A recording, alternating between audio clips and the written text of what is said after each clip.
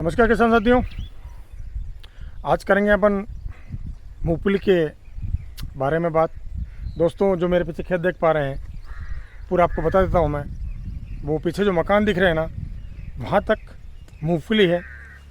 और इधर जो बीच में ये हरी पट्टी दिख रही है मेरे अंगुली के ऊपर साइड में, वहाँ तक अपनी मूंगफली है। दोस्तों, आज अपन मूंगफली के बारे में बात करेंगे क्योंकि अभी जो मूंगफली का समय चल रहा है वो लगभग 2.5 महीने के आसपास होने आई है। और ऐसे समय में कुछ रोग ऐसे हैं जिनको अपन यदि ध्यान नहीं रहे हैं तो आने वाले समय में मूंगफली बहुत ज़्यादा ख़राब होगी। क्योंकि ये खेती में लगभग 8-10 साल से कर रहा हूँ और इन समय पे कुछ स्प्रे से करने पड़ते हैं आपको कि आने वाले समय मूंगफली ख़राब ना हो और अपना उत्पादन जो आप बिना ये उपचार किए यदि पैदावार लेते हो तो यकीन मान लो वो रोग आता है ना, आधी पैदावार ही मिल पाती है। आधी मूंगफली आपकी ज़मीन के अंदर रह जाएगी, ख़राब हो जाएगी, सड़ जाएगी। उत्पादन लेना है दोस्तों, खर्चे बहुत ज़्यादा है। यदि उत्पादन थोड़ा सा भी गड़बड़ा गया तो खर्चे बहुत भारी पड़ते हैं। दोस्तों, पहले के ज़माने में मूंगफली में कोई स्प्रे नहीं होता था, लेकिन 4-5 साल से मैं खुद इस स्प्रे को कर रहा हूँ। ठीक है ना, तो ये लाजमी बात है। दोस्तों, इसकी मैं एक छोटी सी एक बात और बता दूँ। फर्स्ट से बार जब मैंने स्प्रे किया उसमें ओपेरो का स्प्रे किया था मैंने। अब प्राइक्सर का स्प्रे भी कर रहे हैं तो ओपेरो का स्प्रे किया ना तो काफ़ी महंगी 1819 रुपये की बोतल आती थी वो। दोस्तों, मैंने स्प्रे किया, पड़ोसी ने पूछा कौन सा स्प्रे कर रहे हो। मेरे को मूंगफली के लिए फंगस का, कि मूंगफली में कोई फंगस का स्प्रे होता कि हमने तो कभी पूरी उम्र निकलती कभी स्प्रे नहीं किया। जब मूंगफली उन्होंने निकाली ना खेत से बाहर, उस समय उस बंदे के 40% मूंगफली भी पौधे के साथ नहीं आ पाई, सारी टूट के अंदर रह गई और अपने 100% रिजल्ट मिला। तो दोस्तों, इसलिए स्प्रे करना ज़रूरी है। तो किसान साथियों, मैं हूं कन्हैया धाकड़ और आप देख रहे हैं देश की पहचान हमारे किसान यूट्यूब चैनल पर खेती जुड़ी हुई ग्राउंड लेवल की जानकारियाँ। किसान साथियों, ये मूंगफली मैंने अपनी जो बोनी हुई थी, पानी बरसा था ना, जो अपने क्षेत्रीय भाषा में वावण भी बोलते हैं और बोहनी भी बोलते हैं, उस समय से 10 दिन पहले मैंने इस सूखे खेत में पानी देकर बुआई करी थी। मतलब अपनी जो सीजनी फसल होती है उससे 10-15 दिन पहले ये फसल अगेती है अपनी। दोस्तों, इस फसल में मैंने जब इसकी बिजाई की उस समय 15 से 20 किलो NPK अपने बुआई में दिया था। डबल पेटी वाली मशीन थी। जानकारी के लिए बता दूं कि डबल पेटी की मशीन थी। पहले खाद गिरता गया, फिर दाने गिरते गए। उसके बाद में दोस्तों उसकी निराई गुड़ाई कराई अपनों ने और खरपतवार नाशी का स्प्रे भी किया और लेबर से भी खरपतवार निकाला था। उसके बाद दोस्तों जब ये फसल लगभग 1 महीने के होने आए, जब फूल चल रहे थे इसके, उस समय अपनों ने इसमें शिवारी का 20 किलो प्रति बीघे के हिसाब से, एकड़ की बात करें तो 35-40 किलो होगा, यूरिया दिया था। और साथ में ही 3 किलो प्रति एकड़ के हिसाब से सल्फर दिया था। जो दानेदार आता ना बेंजोनाइट, वो सल्फर दिया था। उसके बाद में दोस्तों इसमें एक स्प्रे लिया है मैंने। स्प्रे इस बार मैंने चेंज की है इसमें, क्योंकि जो स्प्रे हर साल करते आते हैं ना उसमें वो अत्यधिक खर्चा हो जाता है। तो दोस्तों, स्प्रे में अपनों ने क्या लिया और आगे एक स्प्रे और होना है इसमें।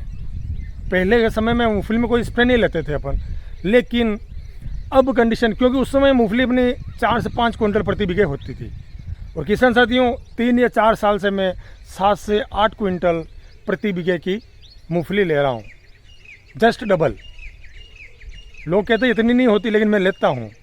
अभी एक सोयाबीन का वीडियो भी डाला था मैंने, उसमें लोग बता रहे थे यार 6-7 क्विंटल सोयाबीन थोड़ी होती है दोस्तों, यकीन मानिए। और ये जो भी मैं कर रहा हूँ ना, वो आपको जब इसकी मशीन के अंदर सोयाबीन निकालेंगे, मूंगफली निकालेंगे, उसमें बताऊंगा आपको मैं प्रत्यक्ष रूप से कि होता है या नहीं होता है। तो दोस्तों, जो पहले जो सिंपल मूंगफली खेती करते थे उसमें 4 बोरी से 5 बोरी से ज़्यादा, 4-5 क्विंटल से ज़्यादा मूंगफली नहीं होती थी। प्रति बीघे की बात कर रहा हूँ मैं। और एकड़ की बात करें 8 से 10 क्विंटल मूंगफली होती थी।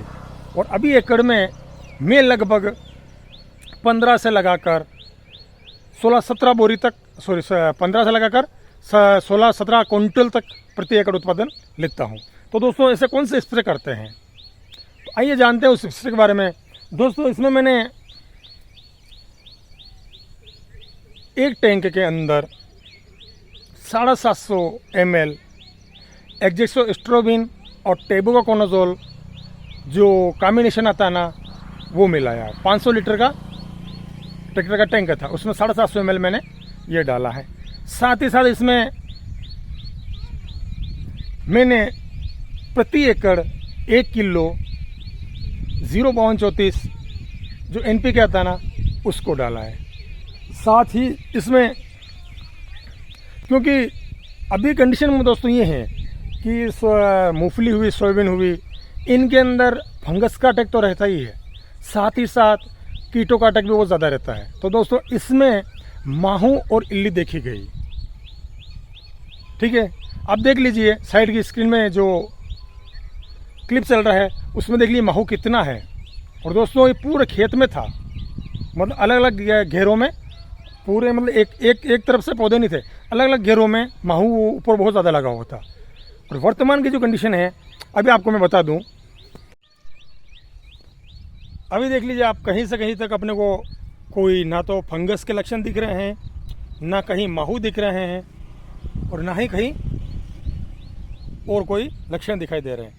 दोस्तों स्वस्थ फसल खड़ी है एकदम। हाँ, पानी अब आए या ना आए उस कारण से दी फसल में कोई नुकसान होता है तो वो चीज़ अलग हो गई है।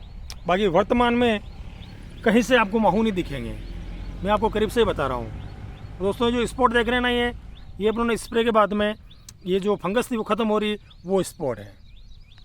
ये देख लीजिए आप, गौर से बताता हूँ, ये जो फंगस लगी थी अपने स्प्रे किया, उसके बाद में ये फंगस ख़त्म हो रही है, इसलिए ये काले काले धब्बे आपको दिखाई दे रहे हैं। बाकी इसमें कहीं से कहीं तक अपने को फंगस नहीं दिखाई दे रही। तो दोनों दोस्तों मैंने एक्जेक्सोस्ट्रोबिन डाला, NPK 05234 डाला, उसके साथ साथ ही अपनों इसमें कीटनाशक के तौर पर सिस्टमेटिक और कॉन्टैक्ट, क्योंकि दोस्तों जो कॉन्टैक्ट इंसेक्टिसाइड आता है वो कीटों के ऊपर जहाँ लगेगा वही कीट मरेंगे।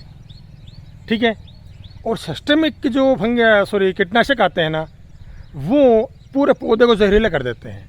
तो दोस्तों मैंने इसके अंदर जो डाला था वो कॉन्टैक्ट प्लस सिस्टमिक दोनों तरह का इंसेक्टिसाइड था। तो जहाँ लगेगा उसको वो भी मरेंगे और पूरा पौधा भी जहरीला हो जाएगा। जब माना पत्तियों की निचली सतह पे कीट बैठे हुए हैं, या ऐसे कीट जो तने के आसपास भी हैं, जड़ों में हैं, चाहे कहीं पे भी कीट हो, सिस्टमेटिक जो इंसेक्टिसाइड अपनों ने डाला उससे पौधे के कहीं पे बैठे हुए कीट, सारे कीट मर जाएंगे। तो दोस्तों तीनों चीज़ें हो गई, इन तीनों चीज़ों को मैंने स्प्रे कर दिया।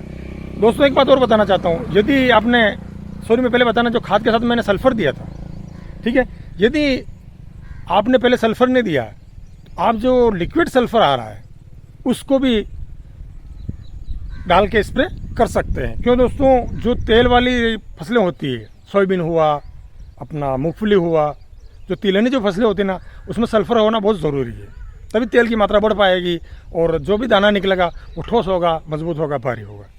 तो किस तरह दोस्तों ये सारी चीज़ें मिलाकर स्प्रे अपन ले सकते हैं, मैंने लिया है। दोस्तों आने वाले समय में, इस स्प्रे को लगभग 15 दिन हो गए हैं, अब आने वाले समय में 5, 7, 10 दिन बाद में जब ऐसा लगेगा नहीं स्प्रे की ज़रूरत है, उसमें एक स्प्रे और लूँगा मैं। उस स्प्रे से और इस स्प्रे से दोस्तों, इन दोनों से क्या होगा कि जो फसल पकेगी अपनी, उस समय एक चीज़ होती है कि जो जड़ें होती ना, मूंगफली की जो जड़ें होती हैं, वहाँ से वो फफूंद लग जाती है, और मूंगफली 50% का मैं कह सकता हूँ 70% तक ज़मीन के अंदर रह जाती है। चाहे अपन कितनी लेबर लगा के निकाले ना, फिर भी नहीं निकल पाएगी। और ये जो स्प्रे अपन ले रहे हैं, इससे एक मूंगफली शायद कहीं पौधे के दिखेगी आपको टूटी हुई, बाकी एक मूंगफली भी नहीं टूटती है। जो सारी मूंगफली लगी हुई ना, जब पौधे को निकालेंगे अपन, उसके साथ साथ में सारी मूंगफली ऊपर आ जाएगी। तो दोस्तों ये स्प्रे करना ना भूलें, ज़रूर करिएगा, कुछ भी करके करिएगा, बाकी मूंगफली फसल पैदावार ले ही सकते हैं। और दोस्तों इस स्प्रे से यकीन मानिए आप, यदि आप बिना स्प्रे के मूंगफली फसल कर रहे हैं, इस स्प्रे के बाद में 2 क्विंटल उत्पादन बनना तो स्वाभाविक उत्पादन होगा, लेकिन वो ज़मीन के अंदर रह जाएगी, अपने हाथ नहीं लगेगी। तो वो जो सारी अंदर रही हुई जो फसल है ना, वो इस स्प्रे के बाद में अपने घर में, अपनी जेब में पैसा आना कन्फर्म है। तो दोस्तों आज की वीडियो में इतना ही, मिलते हैं किसी अगले वीडियो में। दोस्तों वीडियो को लाइक करिएगा, शेयर करिएगा, कमेंट करिएगा, और जो चैनल पे पहली बार हैं वो चैनल को सब्सक्राइब करना ना भूलेगा। दोस्तों अगला नेक्स्ट जो स्प्रे है ना वो भी मैं आपके साथ जरूर शेयर करूँगा। मिलते हैं किसी अगले वीडियो में एक नए कॉन्टेंट के साथ। तब तक के लिए जय हिंद, जय भारत, जय जवान, जय किसान।